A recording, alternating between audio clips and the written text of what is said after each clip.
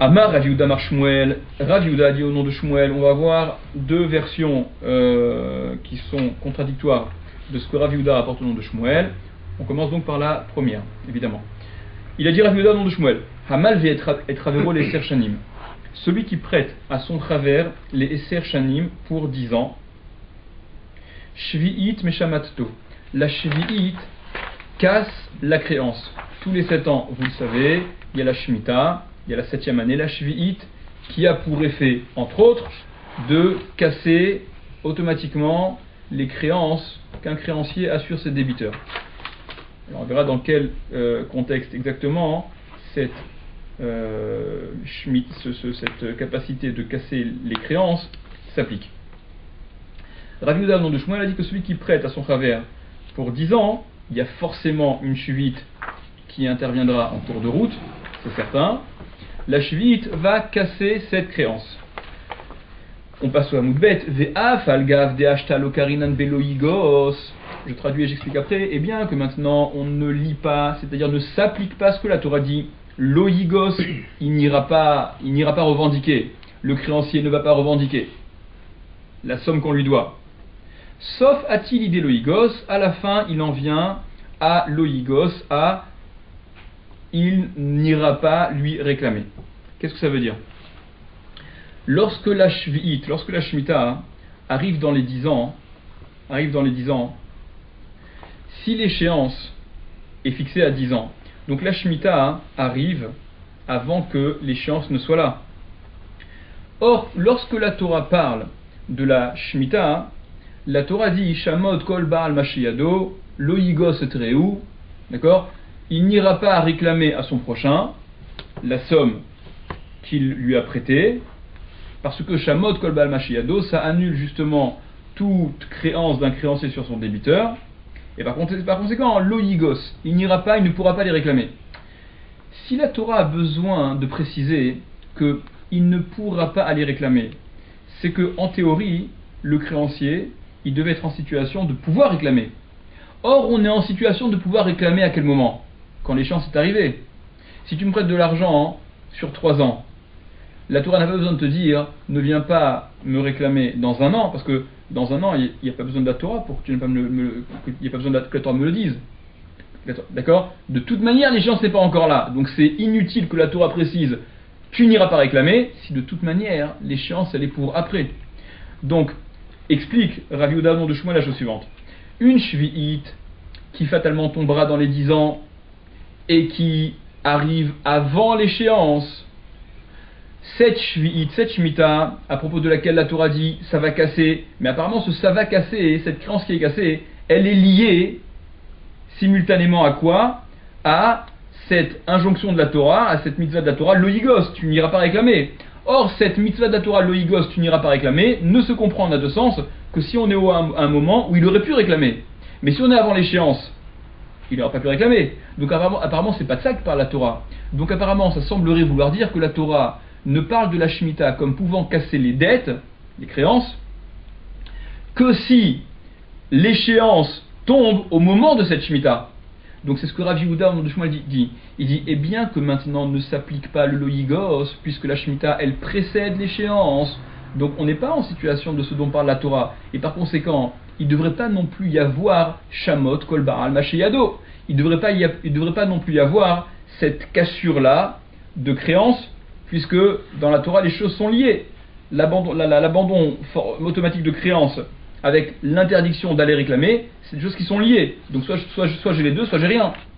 Donc dit Rav Yehuda de Shmuel, eh bien que maintenant ne s'applique pas le il n'ira pas réclamer, puisque de toute manière il n'est pas en situation de pouvoir réclamer, sauf a-t-il des loigos, il en viendra au loigos. Et Rashi explique que une fois l'échéance venue, regardez ce que dit Rashi. Et bien que maintenant, au moment de la Shemitah, la 7e année, le Karina Beloigos, on ne lise pas, c'est-à-dire ne s'applique pas le Loigos, il n'ira pas réclamer le créancier chez Aré, parce que Imbalenoxo Belo Shvit Nami et Noyachol. S'il vient lui réclamer, même sans la Shvit, il ne peut pas lui réclamer. Donc on n'a pas besoin que la Torah le précise. Le Amrinan, on ne dit pas de toute manière, Kevan de Lokarinan Beloigos, Lokarinan Be Shamot, on ne dit pas que, puisqu'on ne lit pas, ne s'applique pas, tu n'iras pas réclamer. Alors ne s'applique pas également la cassure de créance. Des sauf atili des loïgos, parce qu'il en arrivera de toute manière au loïgos une fois l'échéance venue. Va mishtama bekra, regardez ce que dit Rashi, et ainsi se comprend le verset. Loïgos bismano, il ne réclamera pas en son temps, au moment d'échéance, au moment où il aurait dû réclamer, etreu, qui kara shemita, parce que c'est marqué dans la Torah, vous remarquez qu'on passe à un passé, parce qu'elle est passée, la shmita, kodem lachen, avant. C'est-à-dire, même dans le pasouk, il y a une espèce, entre guillemets, d'anomalie. Il ne pourra pas réclamer, parce que, dans le futur, il ne pourra pas réclamer, parce que kara shemita, elle est passée la shmita. Donc c'est ce que Rav Yehuda, au nom de Shmuel, vient expliquer, que la shmita, quand bien même elle précède l'échéance, elle annule pour autant la créance. Métiv Rav Kahana, il objecte Rav Kahana. La Mishnah dit Omdim kama adam rotse liten, veyu elef zuz beyado, ben liten mikan vers la médium, ou ven liten mikan vers des serchanim. Rav Kahana vient et objecte. Mais la Mishnah a dit que l'évaluation du préjudice qui aurait été causé à l'emprunteur, on a dit, c'est combien est-ce qu'un homme est prêt à payer pour voir son échéance différée de 30 jours à 10 ans. Vei amart, et si tu dis que shvi'it meshamatto, que la shvi'it elle casse la créance, comme ce que Rav Yehuda au nom de Shmuel a dit, alors dans ces cas, kulunami baishloumele, c'est tout ce qu'il devrait payer la totalité, les faux témoins. Si c'est vrai, comme a dit Rav Yehuda au nom de Shmuel, que celui qui prête à son travers sur 10 ans, et que fatalement il y a une shmita au milieu, et que la shmita elle va casser la créance. Donc, cet emprunteur finalement, le préjudice qu'il lui aurait causé, c'est pas simplement de différer l'échéance, c'est de la totalité du prêt, puisque de toute manière, il aurait été, s'il avait voulu, en situation de ne pas du tout avoir à rembourser quoi que ce soit. Donc ce qu'ils lui ont fait perdre en disant que l'échéance, c'était non pas 10 ans mais 30 jours, c'est la totalité de la somme. Donc il faudrait normalement les faux témoins pour, si on devait leur appliquer le préjudice qu'ils avaient prémédité de causer, c'est les rendre chayav de payer la totalité du prêt. Et c'est pas ce qu'on dit. Donc, ce que tu dis, Rav Yehuda au nom de Shmuel, que la shvi'it, elle casse la créance quand le prêt il est sur 10 ans, c'est pas vrai, ça cloche. Amar Rava, il a dit Rava, Achabema Yaskinan, ici de quoi s'occupe-t-on, c'est-à-dire, de quoi s'agit-il? Bemalvea la mashkon ou bemoser shtarotav le beddin. Il s'agit du cas où il prête sur gage, le prêteur il a prêté sur gage, en prenant en contrepartie un gage, ou bemoser shtarotav le beddin, ou bien du cas où le prêteur il a été moser, il a transmis shtarotav ses actes de créance, ses lettres de change, les bet-din au bet-din. D'après Rashi, c'est l'équivalent du Proust-Boule, tous ne sont pas d'accord, mais c'est pas grave, on va pas rentrer là-dedans maintenant. En tout cas, il s'agit de deux techniques où on contourne la Shemitah, où la Shemitah n'a pas d'effet. Donc Rava vient simplement dire que ne vient pas objecter Rav Kahana de la Mishnah, parce que peut-être que dans la Mishnah, il s'agit d'un cas où le prêteur, il a pris ses précautions, et qu'il avait évité, il avait fait en sorte que la Shemitah n'annule pas ses créances. C'est pour ça que ce qui est retenu quant à la somme que les omémim, les faux témoins, se verront chayav de payer, c'est cette estimation-là, et non pas la totalité de la créance. Detnan, parce qu'on a enseigné dans une Mishnah, poursuit Rava, Hamal ve'ala mashkon, ve'amoser shtarotav les bet-din, celui qui prête sur gage, ve'amoser shtarotav les bet-din, et celui qui transmet ses shtarot, ses créances, ses contrats de créance. Les bet-din au bet-din, en mashmitin, la shmita ne casse pas, ça ne casse pas les créances. Ça c'est la première version que je vous ai, que la Gemara rapporte. Ika de Amré, il y a ceux qui disent exactement l'inverse de ce par quoi on a commencé, à savoir, qui disent que Rav Yehuda a dit au nom de Shmuel le contraire. Amar Rav Yehuda Amar Shmuel, il a dit Rav Yehuda au nom de Shmuel. Hamalvet travero les serchanim, celui qui prête à son travers sur 10 ans. En shvi'it meshamatto, la shvi'it ne casse pas. La shvi'it qui va tomber au milieu, elle n'a pas l'effet de casser, parce que la shvi'it ne casse que si elle est simultanée à l'échéance. Ve'a falgav de atili de loigos, et bien qu'on en arrivera à loïgos, on prend dans l'autre sens maintenant, à contre-pied, et bien qu'on en arrivera par la suite à loïgos s'il ne réclamera pas, hashtam ya, maintenant cependant, au moment où la Shemitah arrive, lokarinan beloïgos, on ne lit pas loïgos, ne s'applique pas le tu n'iras pas réclamer, puisqu'on est avant l'échéance. Donc ça n'est pas maintenant que la Torah dit tu n'iras pas réclamer, puisque de toute manière, toi le créancier, t'es pas en état d'aller réclamer, puisque l'échéance n'est pas encore arrivée. Et par conséquent, s'il ne s'applique pas le loïgos, le tu n'iras pas réclamer, ne s'applique pas également le shamot, ne s'applique pas également la créance elle est cassée. Amar Rav Kahana, il y a Rav Kahana qui vient et qui maintenant dit la Mishnah c'est non pas une objection mais c'est une preuve. Dans cette deuxième version, Amar Rav Kahana, il a dit Rav Kahana, Afanan Namitanina, nous aussi on a enseigné, ça va dans le même sens. Omdin Kama Adam Rotseliten, on évalue combien un homme il est prêt à donner. Veyu Elef Zouz Beyado, et que les 1000 zouz soient dans sa main. Ben Miten Mikan Vada Medium, entre les garder d'ici de là à 30 jours, ou Ben Miten Mikan Vada Sershanim, et entre les garder jusqu'à 10 ans, on évalue combien un homme est prêt à payer pour différer l'échéance de 30 jours à 10 ans. Vei Amar Shvit Meshamatoto, et si tu disais que la Shvit cassait le prêt, Kulunami Baouchtumele, tous ils auraient dû payer les faux témoins. Et non pas cette estimation-là, comme on a expliqué. Amar Rava, ce à quoi Rava vient dire, ça n'est pas une preuve la Mishnah, parce qu'on pourrait dire que la Mishnah parle du cas où le créancier a pris ses précautions.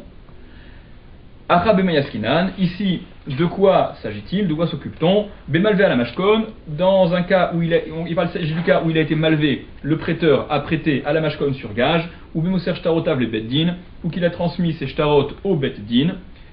Detnan, parce qu'on a enseigné dans une Mishnah, Hamalvé à la Mashkon de Moser Shtarot le Beddin, celui qui prête sur Mashkon, sur gage, on a enseigné dans la Maseret Shvi'it, que celui qui prête sur gage, ou bien qui transmet ses Shtarot au Beddin, En Mashmitin, ça ne casse pas la créance. Point.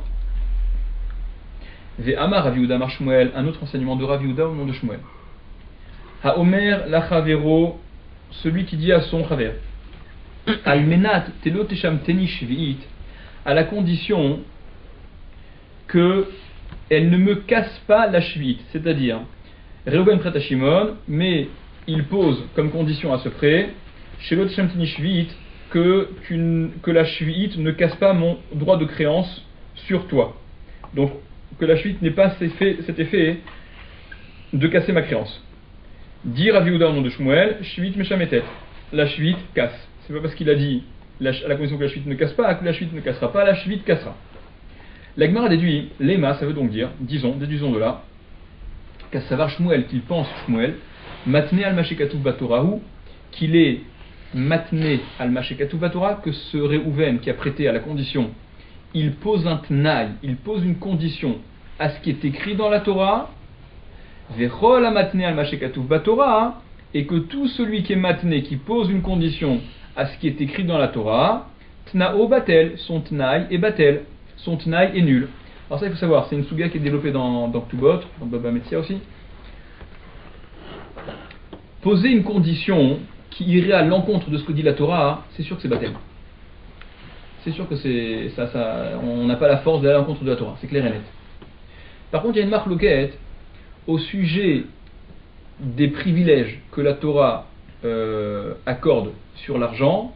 Est-ce qu'on peut se dispenser de ces privilèges-là? C'est-à-dire, puisqu'un homme, il peut, s'il veut, rendre efker ce qui lui appartient, d'accord, se défaire de ses biens, au sujet de l'argent, peut-être que il pourrait, si il accepte un tnaï, d'accord, qui irait pas dans son sens, un tnaï, une condition qui ne lui ferait pas bénéficier de ce que la Torah prévoit, quand c'est d'ordre financier, peut-être que ça serait à retenir. En l'occurrence, le type, son argent, il en fait ce qu'il veut. Il pourrait le jeter, il pourrait l'abandonner. Donc peut-être que dans le cas de la shvi'it, où il s'agit de profiter, où il s'agit d'une fleur que la Torah fait au débiteur, entre guillemets, ok, peut-être que dans un cas comme celui-là, si le prêteur, avant de prêter, il pose comme condition, mais que la shvit ne casse pas ma créance sur toi, dès lors que l'emprunteur accepte, pourquoi pas, ok. Donc ici, quand on voit que Rav Yehuda a dit au nom de Shmuel que celui qui disait à son chaver, à la condition que la Shemitah ne casse pas mon droit, ma créance, et Shmuel dit la Shemitah casse sa créance, ça veut donc dire que Shmuel pense qu'il s'agit d'un cas où il est matné al mashakatu Torah, il pose une condition à ce qui est écrit dans la Torah, et que tout celui qui pose une condition à ce qui est écrit sur la Torah, son tnaï est batel, son tnaï est annulé, puisque la Shemitah casse mal quand même. La Gemara s'étonne et dit Veha itmar, mais voilà qu'il a été dit Ha Omer la Chavero, celui qui dit à son chaver Almenat she'en necha alay onaa. On va faire une première lecture avec le pshat de Rashi et on ramènera ensuite Tosfot et d'autres rishonim. Là, il y a dans la Torah un lave de onaa, l'otonu ishetamito. On ne peut pas, il est interdit de tromper. Alors la onaa qui nous intéresse ici, la tromperie dont il est question ici, ce serait vendre un objet, quelque chose, avec une marge de bénéfice supérieure de 1/5 ou de 1/6, ça dépend du prix de départ ou du prix d'arrivée, de la valeur vénale de cet objet. Celui qui excède dans sa marge, on rentre pas dans les questions maintenant pratiques, hein, d'accord, il y a des marges qui sont énormes, etc. Au niveau basique, le din de Ona, celui qui excède cette marge-là, alors il transgresse le lave de Onaa, ok, parce que c'est un mekar taout. Au-delà, c'est déjà une vente, c'est une tromperie. Ha Omer la Chavero, celui qui dit à son chaver, Al menat she'en lecha alay onaa, à la condition que tu n'aies pas sur moi de onaa, que tu ne puisses pas. Alors, d'après Rashi, à la condition qu'il n'y ait pas de onaa dans cette transaction, Rav Omer yeshlo alav onaa. Rav dit, il a sur lui la onaa, c'est-à-dire il pourra invoquer qu'il y a eu de la onaa et donc contester la vente. Fait Shmuel Amar, et Shmuel dit enno alav onaa. Shmuel dit non, il n'a pas sur lui la onaa, il ne pourra pas invoquer cette marge excessive pour annuler la vente, il peut pas, parce que l'autre lui a vendu en précisant, en posant en condition, à la condition que tu n'aies pas sur, à la condition qu'il n'y ait pas que tu n'aies pas sur moi la onaa. Là, Shmuel apparemment, il retient le tnaï, il retient la condition, il entérine la condition qui semble aller, encore une fois, enfin qui semble aller là aussi, à l'encontre de la Torah, puisque la onaa c'est un interdit de la Torah. Ha'itmarala, voilà qu'il a été dit là-dessus, Amar Ravanan, les dinim et farchalé miné des Shmuel. Il y a Ravanan qui a dit, moi je l'ai entendu de Shmuel l'explication, Shmuel ne se contredit pas, parce que il y a la différence suivante qu'il faut faire. Al menat she'en necha alay onaa en lo alav onaa. Quand il formule à la condition que tu n'aies pas sur moi la onaa, alors il n'a pas sur lui la onaa, c'est-à-dire à la condition que tu ne viennes pas m'invoquer la onaa et remettre en cause la vente, alors en effet, l'acheteur ne pourra pas invoquer. Si par contre la formulation elle est almenat she'en bo onaa, à la condition qu'il n'y ait pas dans cette transaction-là de onaa, areyesh bo onaa, mais voilà qu'il y a de la onaa, c'est-à-dire s'il s'avère que il y a eu de la onaa, qu'il y a eu une marge excessive, et que la vente elle a été faite à la condition qu'il n'y ait pas cette marge excessive, ben si donc il y a oui la marge excessive, c'est une condition suspensive pour la réalisation de la vente, et donc la vente elle est nulle, nulle et non avenue. Achanami ici aussi, je fais le chat de Rashi, hein, c'est pas très symétrique. Achanami ici aussi, almenat shelot et shamteni bashviit, quand il formule à la condition que tu ne me casses pas ma créance pendant la shviit, en shviit meshamatto, la shviit ne casse pas, parce qu'il ne va pas frontalement contre la règle de la Torah. Il y a la condition que toi, mon débiteur, toi, l'emprunteur, ne viens pas invoquer la shviit pour casser ma créance. Donc la shviit ne cassera pas en effet. Almenat shelot et shamteni shviit, mais quand il formule à la condition que la shviit ne casse pas ma créance, alors il n'est pas balabaït, il n'est pas le boss sur la halachot de la Torah, sur la règle de la Torah. Et par conséquent, shviit meshamatto, la shviit casse.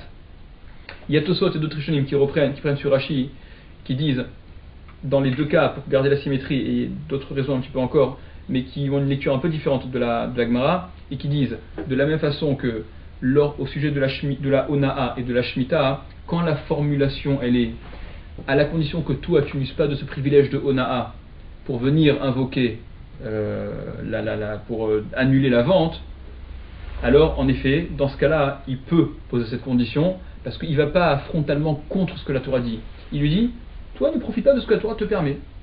Même chose quand il dit, à la condition que tu ne casses pas ma vente pendant la Shemitah, que tu ne casses pas ma créance pendant la Shemitah. Il n'est pas en train de jouer avec les règles de la Torah. Il est en train de lui dire, ne profite pas de ce que la Torah te permet d'avoir. Si par contre, il formulait en termes de, à la condition qu'il n'y ait pas de Ona'a dans cette vente, que la Ona ne s'applique pas. T'es qui toi pour dire contre la Torah que la Ona ne s'applique pas? La Torah a dit, tu peux monter et descendre, la Torah a dit que ça s'applique. Donc c'est sûr que la Ona elle est là. C'est pas entre tes mains. Même chose pour la Shvit. Si tu dis à la condition que la Shvit ne casse pas, encore une fois, tu as dit que la Shvit ne casse pas, Dieu a dit que ça casse. Il n'y a pas photo. Donc la Shvit elle cassera. Ok? Et donc Shmuel penserait que quand il s'agit d'un tnaï, d'une condition sur ce que la Torah dit, mais que ça, encore une fois, par rapport à ce que la Gemara développe dans Ktubot, etc., d'ordre financier, s'il veut se priver de ces privilèges-là d'ordre financier, en effet, son tenaï pourrait être retenu. Tana, on a enseigné. Troisième grande ligne. Hamalvet Ravero Stam, celui qui prête à son travers Stam, c'est-à-dire sans préciser d'échéance. Et no Rachai Letovo, Pachot Milamedium, il n'est pas autorisé à lui revendiquer donc le remboursement à moins de 30 jours.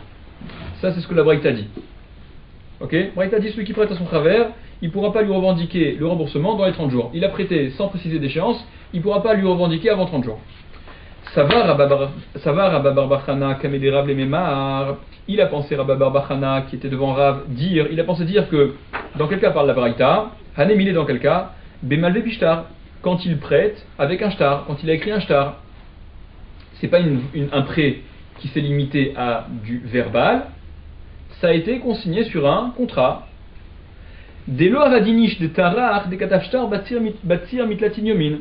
Parce que un homme ne va pas se fatiguer à commencer à sortir et prendre des témoins, à écrire un shtar et faire signer, etc., si c'est pour moins de 30 jours. Donc, s'il y a un shtar, c'est déjà probant qu'il y en a pour 30 jours. Si c'est sans shtar, en effet, il pourrait lui réclamer dès le lendemain. Ça, c'est ce que Rabba Barbachana pensait dire devant Rav. Aval malvé alpé, mais s'il prête oralement, une milva alpé, l'eau, non, ne s'applique pas cette limite de devoir attendre 30 jours. Ça pourrait être revendiqué, ça pourrait être exigé dès que le malvé l'entend. Amarle Rav, il lui a dit Rav, Achi Amar Chavivi. Ainsi a dit Habibi. C'est d'accord en termes de mon aimé. En fait, Rav, il parle de Rabbi Chia, comme rapporte Rashi, Rabbi Chia qui était son oncle, qui était le Achi Aviv Aya. C'était le frère de son père. Donc Rav était le neveu de Rabbi Chia. D'ailleurs, c'est pour ça que Rav, il fait la jonction entre les Tanaïm et les Amoraïm, d'accord? Toutes les braïtot qui étaient enseignées dans le Beth Midrash de Rabbi Chia et Rabbi Oshaya, ce sont des braïtot qui sont à retenir. Les braïtot qui ont force de loi qu'on retient et qu'on retient de façon sérieuse, enfin, qu'on retient plus que les autres, ce sont celles qui étaient enseignées par Rabbi Chia et Rabbi Oshaya, les derniers Tanaïm. Et Rav, c'est le neveu de Rabbi Chia, et c'est pour ça que dans la Gemara, on dit à au moins 3-4 reprises, on dit à peu près dans la Gemara, que parfois Rav, il donne une opinion qui est en désaccord avec tous les Tanaïm, alors que Rav, apparemment, c'est un Amora, et un Amora, il ne peut pas aller contre les Tanaïm. Et quand on n'a pas d'autres Tana, d'autres Mishnah, Braïta, opinion de Tana, à qui rattacher Rav, la Gemara à plusieurs reprises dit, 3-4 fois, Rav Tanahu Palig. Rav, c'est un Tana et il peut être en marloquette. Il est comme ça, il fait un peu la jonction entre les deux. Donc parfois il a une force, il est considéré comme un Tana. Amar les Rav, il lui a dit Rav à Rabba Barbachana. Amar Chavivi, il a dit Chavivi, Rabbi Chia. Echad malve bishtar, ve'echad malve alpe, que ce soit un prêteur qui prête avec un shtar, donc en rédigeant par écrit l'objet, le prêt, ou que le prêt soit oral, sans qu'on l'écrive, c'est la même chose, il faudra attendre de toute manière 30 jours avant de pouvoir revendiquer. Tanyan Amiachi, et on a enseigné également comme ça dans une braïta, Hamalvé Travero Stam, celui qui prête à son travers Stam, sans préciser d'échéance. Et no Racha, il est Tovo Parot Mishoshimium. Il n'est pas autorisé à lui réclamer à moins de 30 jours. Echad Hamalvé Pishtar, Echad Hamalvé Alpé. Que ce soit un prêt avec un shtar ou que ce soit un prêt oral sans shtar. Amar les Shmuel Rav Matna, il a dit Shmuel Rav Matna, lo tetiva karer, tu ne t'assoiras pas sur tes pieds. Les Rishonim parlent, ça veut dire quoi ce truc-là? Tu ne t'assoiras pas sur tes pieds, en tout cas, façon de dire, je te laisse pas tranquille. Ad de mefarshat la le hashmata, jusqu'à ce que tu m'expliques cet enseignement-là. Mina hamilta, d'où est cette chose, d'où ça sort? Des amour rabanan qu'ils ont dit les chachamim. Amavet travero stam, celui qui prête à son travers stam. Et no rachag les tovo parot milamedium, il n'a pas le droit, il n'est pas autorisé à lui revendiquer à moins de 30 jours. Echad amalve bishtar, vechad amalve alpe, qui lui prête avec un shtar en ayant consigné par écrit le prêt, ou que le prêt ne se soit limité qu'à du verbal, donc sans qu'il y ait concrétisation au moyen d'un document pour en guise de preuve. D'où ça sort? Pourquoi? À Marley, il lui a répondu Rav Matna, dirtiv, parce que c'est écrit. Karva shenat hasheva shenat hashemita. Il est écrit dans la Torah, Karva shenat hasheva shenat hashemita, quand la Torah met en garde celui qui voudrait pas prêter de l'argent parce qu'il voit que la 7e année s'approche, l'année de la Shemitah, et donc il a peur de prêter parce que si la Shemitah arrive, donc sa créance elle risque de sauter. La Torah, quand elle formule cette venue de la Shemitah, la Torah le formule en disant Karva Shenat Hasheva, elle s'approche la 7e année, la 7e année, Shenat Hashmita, à l'année de la Shemitah. Mi mashma shene markava Shenat Hasheva, et ni odea Shenat Shemitah. Du fait qu'il soit écrit, elle s'approche la 7e année, est-ce que je ne sais pas que c'est l'année de la Shemitah? La 7e année, c'est l'année de la Shemitah. Pourquoi la Torah le dit, le répète, Karva Shenat Hasheva, Shenat Hashemita? La 7e année, c'est l'année de la Shemitah, en effet. Pourquoi la Torah le dit de façon tellement insistante? Et la Matalmud Omar, qu'est-ce que ça vient t'apprendre quoi? Shenat Hashmita, ça vient t'apprendre quoi ce Shenat Hashmita qui semble inutile à première vue? L'Omar Lecha, pour te dire, Yesh Shmita Acheret, il y a une autre Shmita. Il y a le principe de la Shemitah. C'est quoi le principe de la Shemitah? C'est tu ne peux pas les réclamer, comme on l'a dit avant, le Higos, tu n'as pas le droit d'aller réclamer. Il y a une autre Shemitah, une autre forme de Shemitah, chez Ikazo, qui est comme celle-ci, comme la Shemitah. Ve'ezo, et quelle est-elle? Zo hamalve et travero stam, c'est celui qui prête à son travers stam, sans préciser d'échéance. Chez Eno Rachag Letovo Bepachot Mishloshim Yom, qui n'est pas autorisé à réclamer à moins de 30 jours. Et pourquoi 30 jours? Des Amar, parce qu'il a dit Mar, Shloshim Yom Bashana, Chashuv Shana. 30 jours dans l'année, c'est considéré comme une année. On voit dans Rosh Hashanah, il y a des cas où 30 jours, ça peut être considéré comme une année. Au sujet de la Orla, par exemple. La Orla, c'est quoi? C'est les 3 premières années de la plantation d'un arbre, on ne peut pas profiter des fruits. Mais ce n'est pas 3 années de 12 mois chacune. La Gemara dans Rosh Hashanah dit que un arbre qui aurait été planté, s'il y a un mois pendant lequel le dernier mois de l'année, ça peut compter pour l'année entière. Bon, en fait, dans la Gemara, dans Rosh Hashanah, on voit qu'il faut, je crois, 2 semaines en plus pour que ça commence à prendre, que les racines commencent à prendre. Et dès qu'elles ont commencé à prendre, alors il suffit qu'il y ait 30 jours, où concrètement cette prise elle aura été réalisée, pour que ça compte un an. Donc en fait, c'est pas 30 jours, c'est 44 jours, mais c'est les 30 jours à partir desquels commence cette prise dans la terre. En tout cas, voilà que 30 jours peuvent être assimilés parfois à un an. Ok? C'est ce que vient nous apprendre donc il y a une Shemitah qui ressemble Shenat Hasheva, Shenat Hashmita, pour nous dire qu'il y a une autre Shemitah, il y a une autre ambiance Shemitah où là encore on ne peut pas revendiquer la créance.